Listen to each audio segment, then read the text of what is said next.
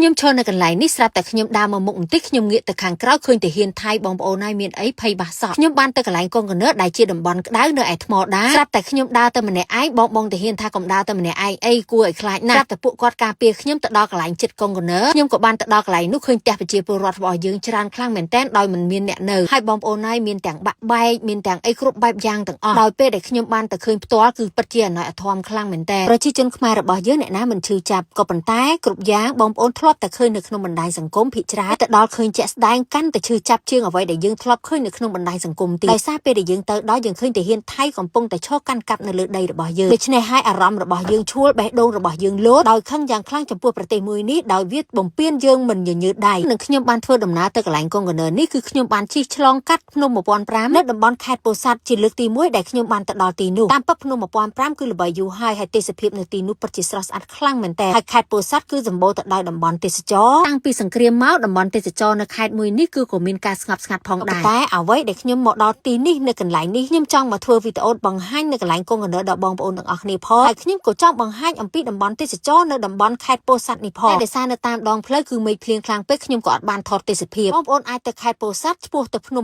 1005នៅតំបន់ទេសចរនោះគឺសម្បូរដោយភ្នំនិងទេសភាពស្អាតក៏ប៉ុន្តែបើសិនជាបងប្អូនឆ្ពោះទៅលេងនៅទីនោះបងប្អូនក៏អាចឆ្លៀតទៅកន្លែងកុងកណឺដែលប្រទេសថៃកំពុងតែកាន់កាប់ដីរបស់យើងដោយខ្ញុំជាមួយនឹងខាងរាជធានីស្ទីឌីយ៉ូបានទៅថតផ្តិតរូបភាពជាមួយនឹងបវរកញ្ញាល្បីៗប្រមាណរូបនៅប្រទេសកម្ពុជារបស់យើងផងដែរណាមិនក្តៅរឿងប្រទេសថៃបើខ្ញុំវិញកាន់តែក្តៅទៀតគឺខ្ញុំលក់អវ៉ាន់ឡាកាម៉ូរបស់ខ្ញុំគឺខាតរាប់លានប៉ុន្តែនៅក្នុងពេលនេះម៉ាស់បិទមុខស៊ីមសែរបស់ខ្ញុំក៏កំពុងផ្ទុះការគ្រប់គ្រងខ្លាំងដោយគុណភាពផងដែរដោយខ្ញុំពាក់ឯកាអវ៉ាន់ថៃនិងដូរប្រទេសផលិតឥឡូវម៉ាស់បិទមុខស៊ីមសែរបស់ខ្ញុំចូលស្តុកថ្មីនេះពេលដែលបងប្អូនប្រើប្រាស់ហើយគឺទទួលបានផលពិតស្បែកមុខរបស់គាត់គឺម៉ត់សរលោដោយគាត់អាចបញ្ចូលវីតាមីនស៊ីមសែដែលខ្លួនឯងនៅឯផ្ទះបានដោយសាររូបមន្តម៉ាស់បិទមុខស៊ីមសែមួយនេះមិនត្រឹមតែងាយស្រួលប្រើទេសំខាន់គឺប្រើឲ្យបានផលទៀតពីមុនមួយប្រអប់នេះ$8ក៏ប៉ុន្តែនៅក្នុងពេលបច្ចុប្បន្ននេះគឺមានការ discount ពិសេសខ្លាំងមែនទែនមួយប្រអប់មានដល់តែ7សន្លឹកហើយពីរប្រអប់នេះគឺខ្ញុំពីមុនលក់$15តែនៅក្នុងពេលនេះខ្ញុំកំពុងតែ discount ពិសេសដោយសារអវ៉ាន់របស់ខ្ញុំកំពុងតែផ្ទុះការគ្រប់គ្រងខ្លាំងពីប្រអប់នេះ$10តែប៉ុណ្ណោះសម្រាប់នៅក្នុងវីដេអូនេះ